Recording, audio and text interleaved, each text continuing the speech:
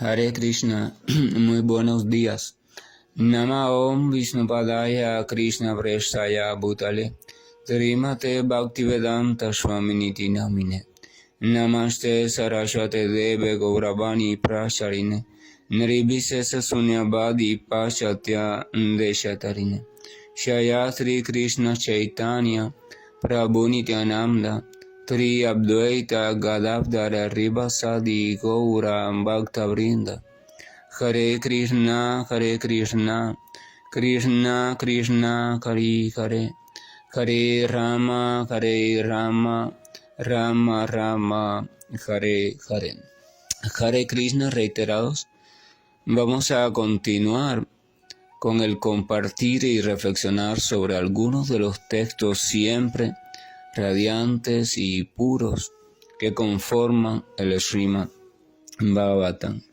En el día de ayer nos detuvimos en el texto número 34 del capítulo 9 del primer canto del Srimad Bhagavatam, que es uno de los textos que forman parte de la espléndida oración que el patriarca Bhishmadeva, uno de los 12 Mahayana o de las 12 autoridades en el conocimiento espiritual puro sobre el Señor Supremo, así como en la realización de dicho conocimiento, que es el servicio devocional puro a su señoría Sri Krishna, está exponiendo antes de abandonar el cuerpo que había adoptado para sus pasatiempos durante la última la encarnación del Señor o la aparición del Señor hace aproximadamente un poco más de 5,000 años.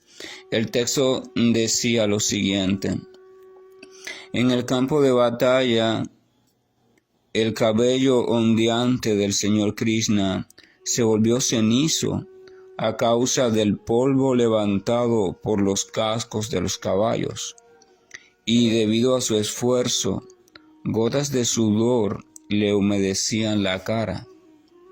Él disfrutó de todos esos adornos, realzados por las heridas ocasionadas por mis afiladas flechas. Que mi mente se dirija, pues, hacia Sri Krishna. Y en el día de ayer, después de haber compartido un poco sobre la gran oportunidad que nos da Bhishmadeva al relatar con tanta claridad este aspecto o estos detalles de la magnífica y trascendental figura de Sri Krishna, quien es supremamente atractivo en todo sentido, en todo momento, y esa atracción siempre está en proceso expansivo, o sea, él es siempre más atractivo y más atractivo para el devoto puro que ha logrado purificarse o separarse de aquellos lazos ilusorios y lazos locos que el mundo material genera en todas nosotras, las criaturas que estamos atrapadas en este plano de conciencia en sus diferentes latitudes, únicamente por el propio sentimiento de envidia que en algún momento, que nadie recuerda ya, sentimos por el Señor Supremo y su posición de disfrutador, y quisimos nosotros también disfrutar de algunas de las cuestiones de las que él disfrutaba. O sea, deseamos en lo más mínimo poder asumir, vivir la experiencia de disfrutador en vez de la experiencia de energía disfrutada o disfrutable.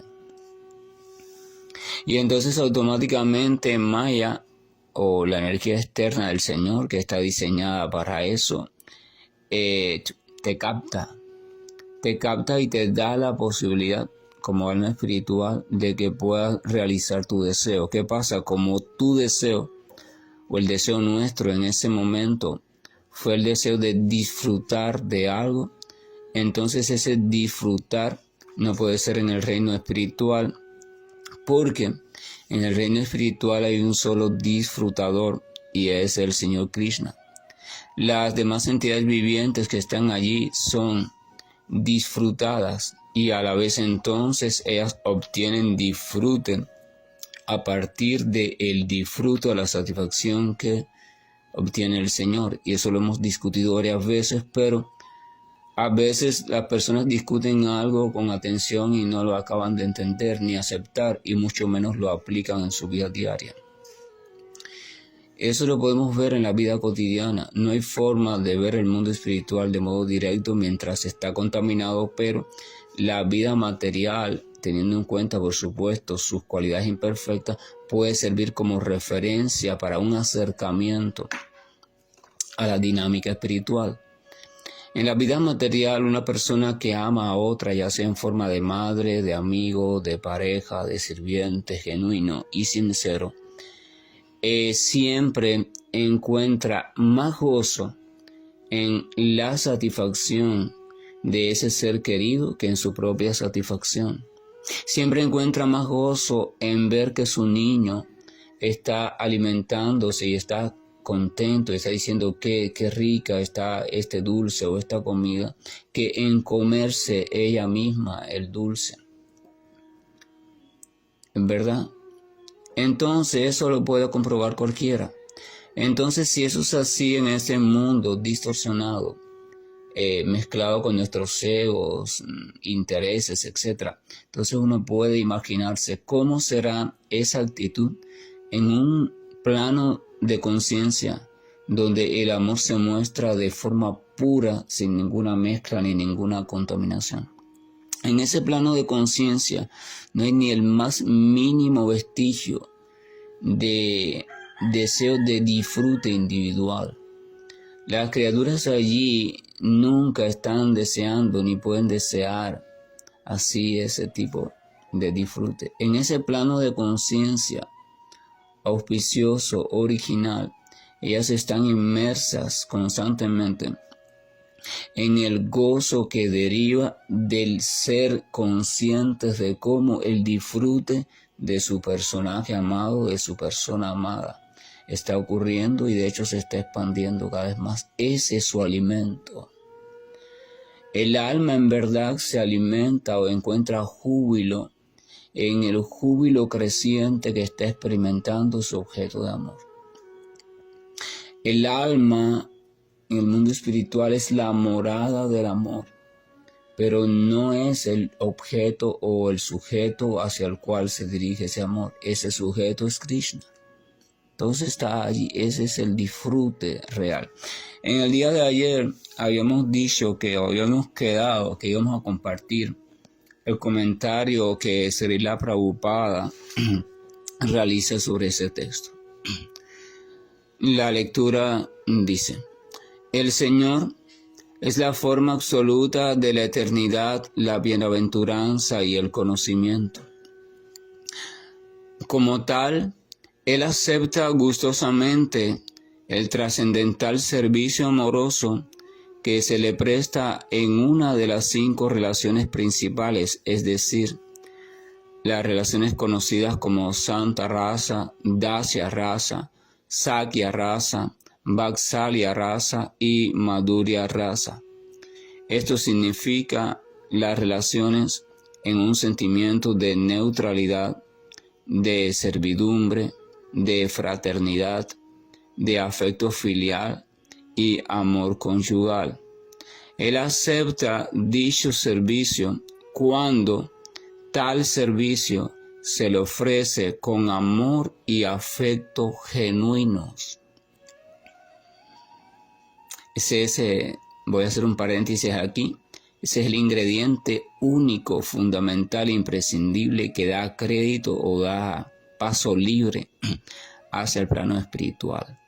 Que el sentimiento que se le ofrece o se le muestra o desde el cual se le ofrece servicio al Señor o se le preste servicio al Señor sea un sentimiento completamente genuino, movido por el amor, libre de cualquier otro tipo de interés y movido por una sinceridad constante.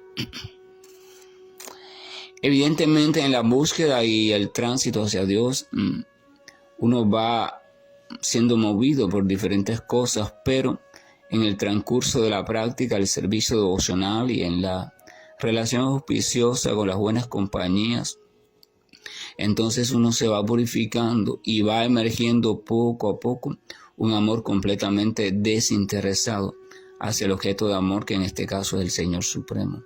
Cuando ese amor se va haciendo realmente desinteresado y libre de otro tipo de motivación diferente a la motivación simplemente de lograr o contribuir a la felicidad del otro, entonces es que se dice que el Señor acepta el servicio amoroso que se le está intentando brindar. Prabhupada continúa. Sri Bhishmadeva es un gran devoto del Señor. Él se encuentra en el plano de una relación desde un sentimiento de servidumbre. Por tanto, su acción de lanzarle afiladas flechas al cuerpo trascendental del Señor se debe entender de la misma forma a la acción que realiza otro devoto cuando le lanza suaves rosas cuando el Señor pasa. De eso hablamos ayer también. O sea, no hay diferencia al devoto que está en un sentimiento más romántico, que le lanza rosas al Señor cuando pasa, que a Bhishmadeva, que está en un sentimiento más heroico y de guerrero, que le lanza flechas. En ambos casos, ambos son devotos puros del Señor, tienen funciones diferentes, pero son movidos por el mismo sentimiento de amor puro, lo que en una modalidad diferente. Pareciera, continúa Prabhupada, pareciera que Bhishmadeva se estuviera arrepintiendo de las acciones que cometió en contra de la persona del Señor. Pero en realidad se debe entender que el cuerpo del Señor no sintió dolor en absoluto debido a su existencia trascendental. Su cuerpo no es materia, eso también lo vimos ayer. Tanto él mismo, así como su cuerpo, constituyen una identidad espiritual completa. Que el espíritu nunca es atravesado, nunca es quemado, nunca es secado, nunca es humedecido, nunca es dañado, nunca es matado, etc. Esto se explica vívidamente en el Bhagavad Gita. Vamos a hacer una pausa aquí, esto es un detalle. El Señor Krishna dedica casi todo el capítulo número 2 del Bhagavad Gita, o todo ese fragmento de la conversación, a describir a Arjuna algunas de las cualidades que forman parte de la naturaleza del espíritu o del alma. O sea, el alma no puede ser matada, dañada, secada, cortada, herida, quemada, envenenada, nada, absolutamente nada. No hay ninguna posibilidad que un elemento material o una acción material de cualquier tipo, ni burda ni sutil, pueda provocar ni siquiera un movimiento en el alma, porque la sustancia material no puede tocar a la sustancia espiritual, se encuentran en dos planos diferentes. Para que usted entienda esto, hay veces que uno va, por ejemplo, por una autopista y entonces hay un paso de nivel, hay un lugar donde por encima de la propia autopista cruzan unos elevados o unos puentes, y por encima de esos elevados o puentes hay otras carreteras que, ¿verdad?, que literalmente se puede decir atraviesan, cruzan la autopista, pero en un plano diferente porque están a una altitud determinada. Constantemente por esa carretera están cruzando automóviles en diferentes direcciones, y por la autopista constantemente están cruzando automóviles también en diferentes direcciones. Sin embargo, aunque los automóviles de encima, los que van por el elevado, y los de abajo, en un momento determinado, si uno los ve desde una vista aérea, desde un helicóptero, se puede ver que están como que cruzándose, como que ocupando el mismo espacio.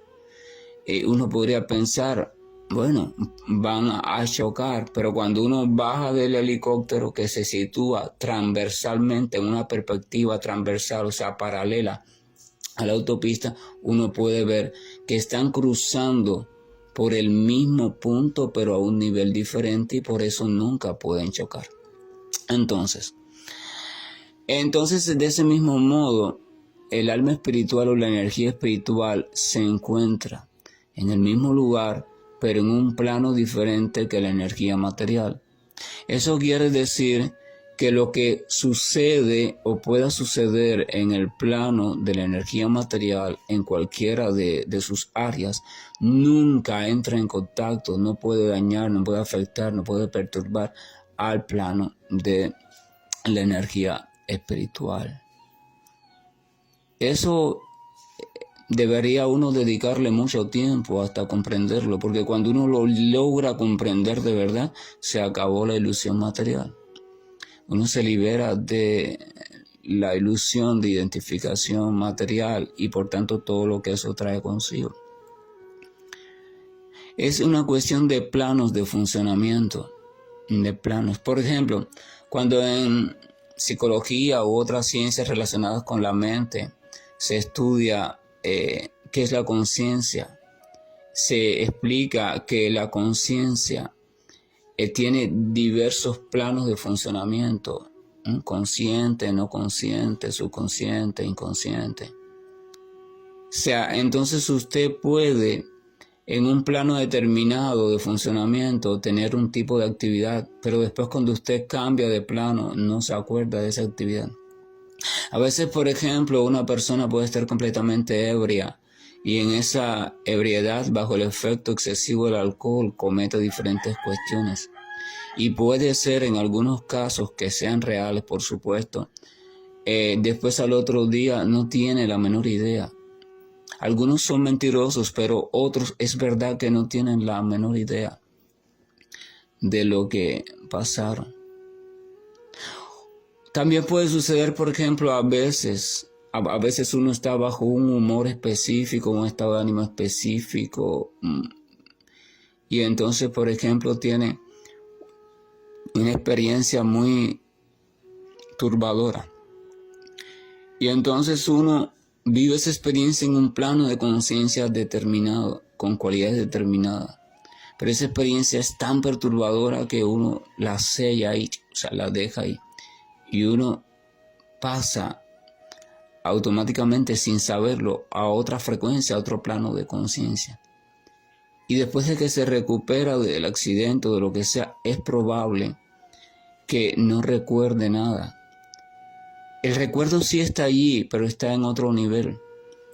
Hay que acceder por hipnosis, etcétera, etcétera. No recuerda. Entonces, esa es la cuestión. Eso mismo sucede entre el plano de conciencia espiritual y el plano de conciencia material desde sus amplitudes.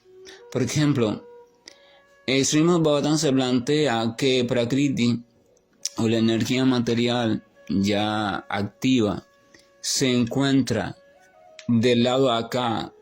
No hay lado acá ni lado allá, es para entendernos simplemente. Del lado acá del océano causal y del lado allá se encuentra Shweta Dvip, o una especie de isla donde está el Señor Supremo, y desde allí entonces lanza una mirada a Prakriti. Realmente Prakriti nunca entra en contacto con el Señor Supremo. Y se dice que Prakriti no puede cruzar ese océano causal. Entonces realmente la energía material y la energía espiritual nunca se encuentran. Pero debido a la ilusión y al deseo de un fragmento de esa energía espiritual, ella vive una serie de experiencias concatenadas que le hacen pensar que se encontraron. Y responde a ello, ¿verdad? Responde a ello, como en un sueño. Pero cuando despiertas del sueño, en algún momento te das cuenta que no está ahí. Que nada de lo que creíste, viviste, hablaste, de los personajes de que identificaste, nada está allí. Nada está allí. Simplemente está tu habitación, más nada. Así.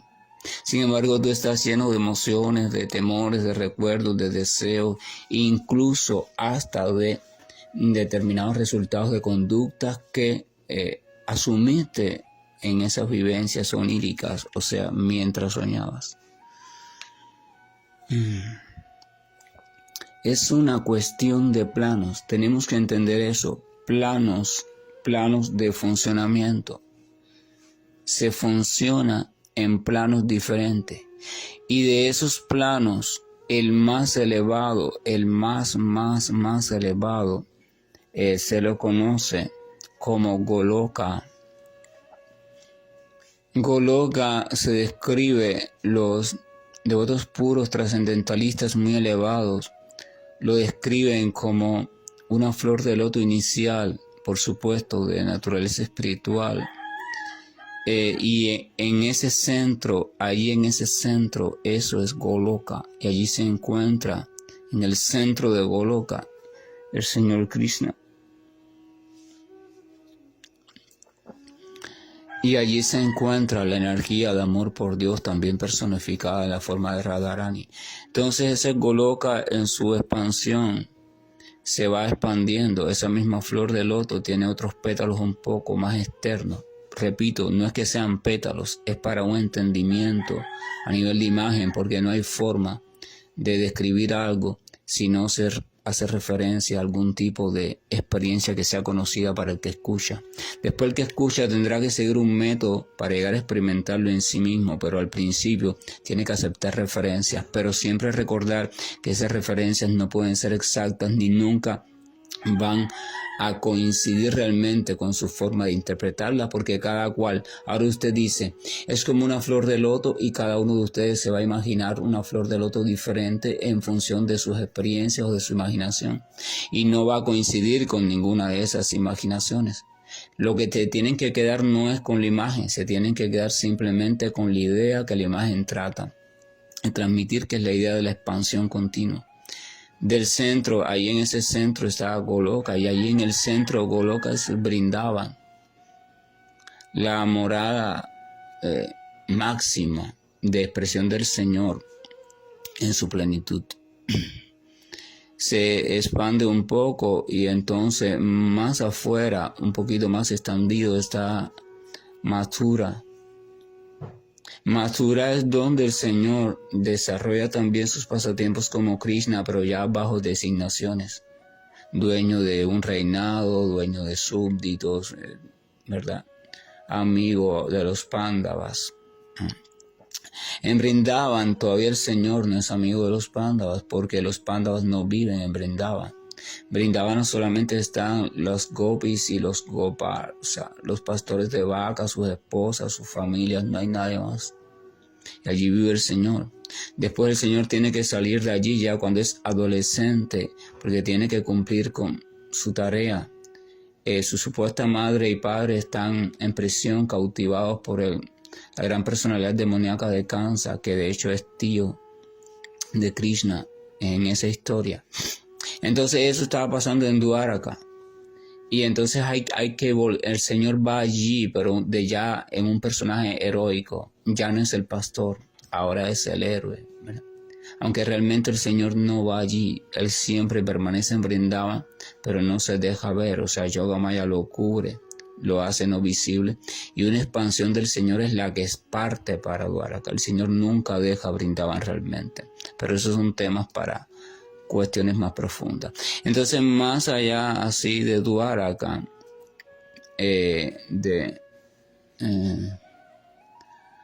disculpen, más allá se sigue expandiendo, y entonces está la otra tierra o el otro espacio donde el Señor vive ya como personaje de familia, esposas, hijos, nietos, toda esa.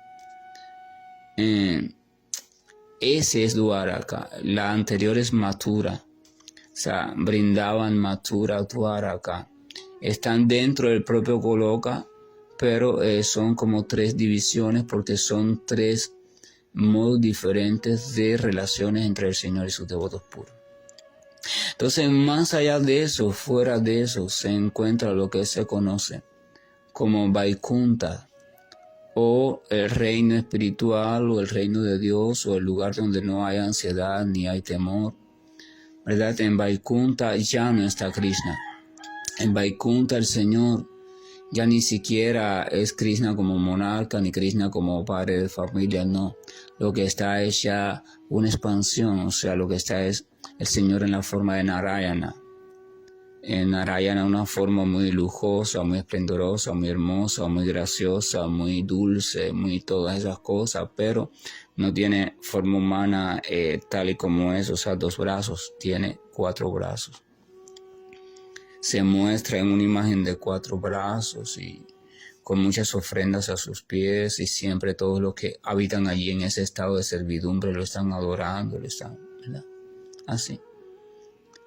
Pero todo eso ocurre en un plano, por decirlo así, no es así, pero para entenderlo, paralelo al plano material. Nunca puede confluir, nunca pueden tocarse, nunca pueden. Entonces vamos a continuar con la lectura del comentario de Prabhupada. Dice: tanto el mismo Señor como su cuerpo constituyen una identidad espiritual completa. El espíritu nunca es atravesado, quemado, secado, humedecido, etc. Esto se explica vívidamente en el Bhagavad Gita. Eso mismo se afirma en el Skanda Purana. Se dice allí que el espíritu siempre es puro e indestructible. El espíritu no puede afligirse ni secarse. Cuando el Señor Vishnu aparece ante nosotros en su encarnación en el mundo material, parece como una de las almas condicionadas y enjauladas en este mundo. Es como si fuera uno más. Pero eso solo sucede para confundir a los asuras o a los materialistas o las personas con pensamiento envidioso hacia el Señor, los demonios o los no creyentes, que siempre están alertas para destruir cualquier presencia del Señor o alusión al Señor en este mundo, incluso desde el mismo momento en que pueda aparecer. Vamos a recordar que Kamsa quería matar a Krishna, y Ravana, por ejemplo, se cuenta en el Ramayana que quería matar al Señor en la forma de Rama, debido a que por necedad ellos desconocían el hecho de que el Señor nunca se le puede matar, pues al espíritu nunca se le aniquila, pero debido a su ignorancia, que se hacía cada vez más oscura por la envidia, ellos pensaban que podían acabar con él.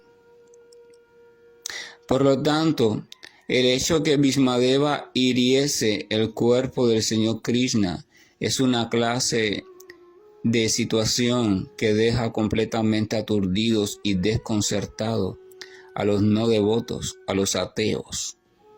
Pero los devotos, los que han comprendido en verdad la naturaleza del Señor, esas almas liberadas, no se confunden.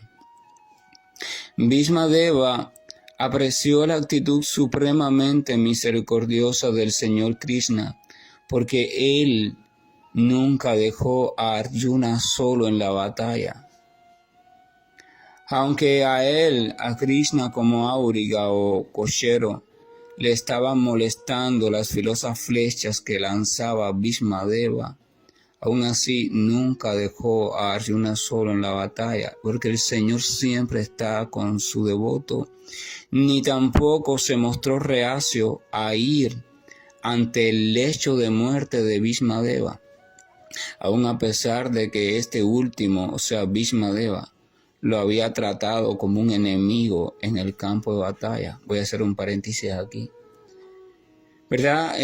Cualquier otra persona hubiera dicho, no, si ese me tiró flechas y casi, ¿verdad?, me hizo pasar tantos malos ratos, que voy a ir yo allí a rendirle tributo a su presencia, ¿verdad? Pero era un devoto puro, y el Señor lo sabía, y Bhismadeva amaba a su Señor, y así es las cosas del amor. Continuó la lectura. El arrepentimiento de Bhishma y la misericordiosa actitud del Señor son ambos únicos en este tipo de escena.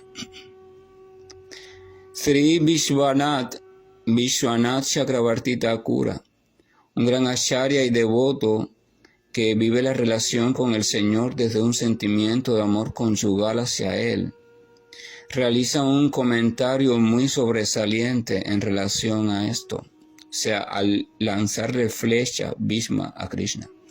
Él dice que las heridas, que las filosas flechas, esto voy a hacer una pausa, debemos escucharlo con mucho cuidado y con un corazón muy abierto y puro. Lo que dice Chakravarti Thakur. Él dice,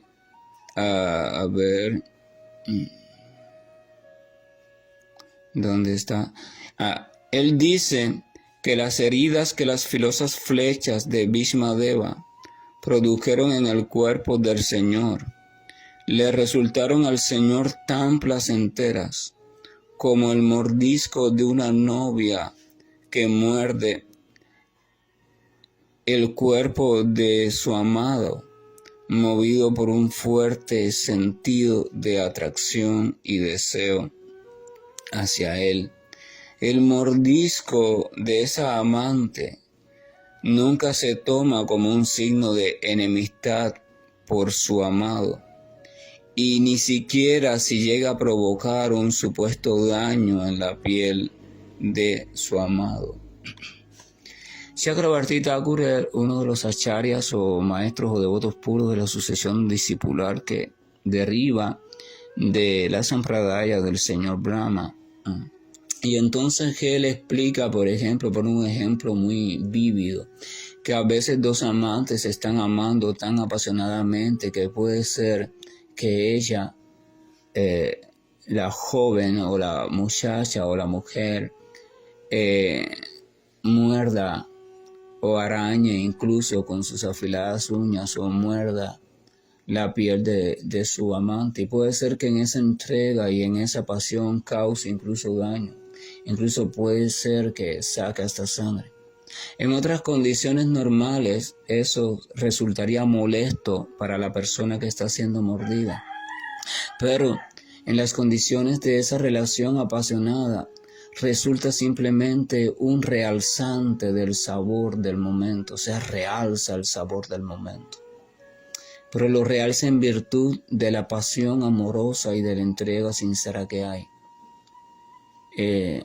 Entonces fíjense cómo un mismo hecho que causa la misma sensación a nivel fisiológico, en un momento dado es aceptado como algo maravilloso, pero en otro momento dado es aceptado como una agresión. Entonces, Chakravarti Thakur explica que lo mismo está sucediendo con Bhishma Deva. Bhishma Deva, desde su amor puro por Krishna, se debe entender que desde su condición de guerrero, su papel es lanzar flechas hacia allá, hacia el supuesto enemigo que viene. Pero como lo está haciendo desde la pasión de amor puro, también hacia Krishna, se debe comprender entonces que esas flechas están enzarzadas, llenas de amor apasionante, desde un sentimiento de guerrero. Por tanto, Krishna no se molesta con esas flechas. Krishna se alegra, se pone feliz. Entonces, si Bhishma Deva ve que Krishna se pone feliz, entonces él sigue lanzando flechas cada vez con más certeza, cada vez con más. Wow.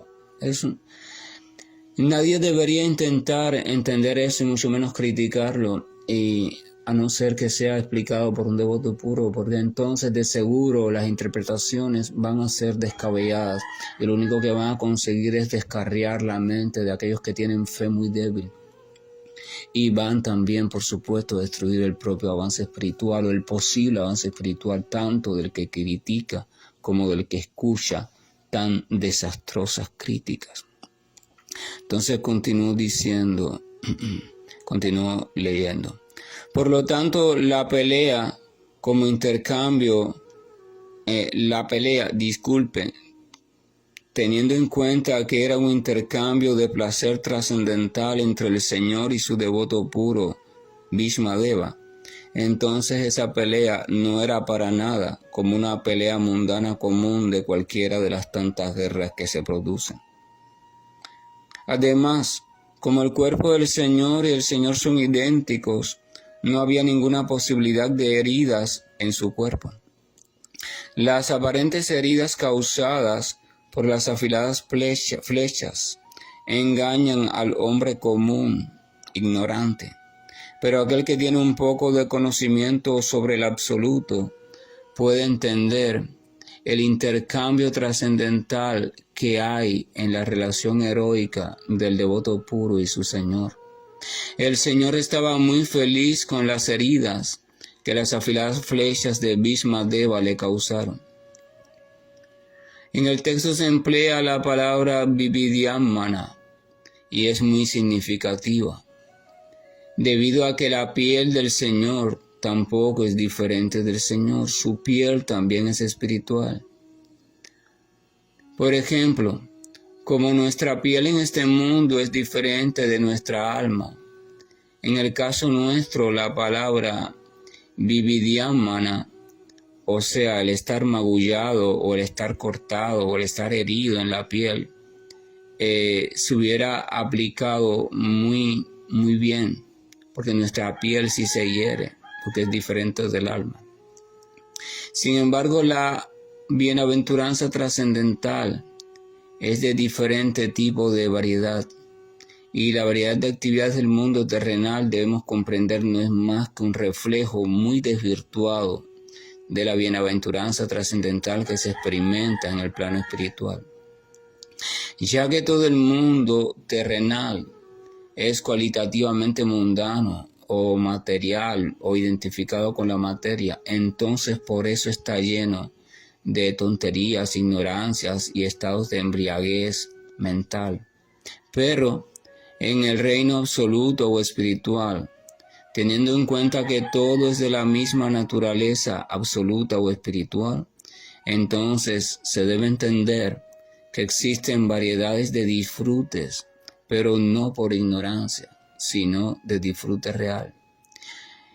Debido a eso, es que se puede comprender que el Señor disfrutó de las heridas que le hizo su gran devoto Bhishma-deva.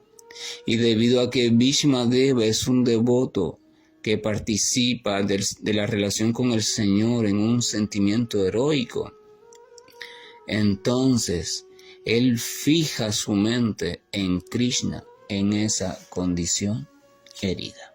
Y aquí termina el comentario de Srila Prabhupada.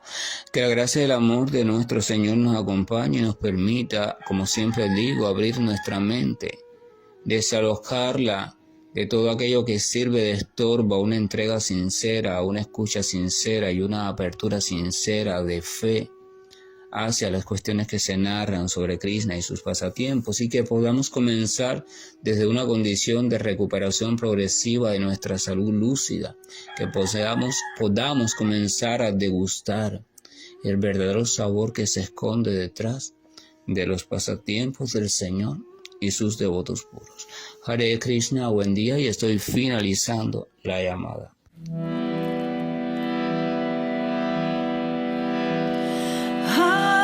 Krishna, Hare Krishna, Krishna Krishna, Hare Hare, Hare Rama, Hare Rama, Rama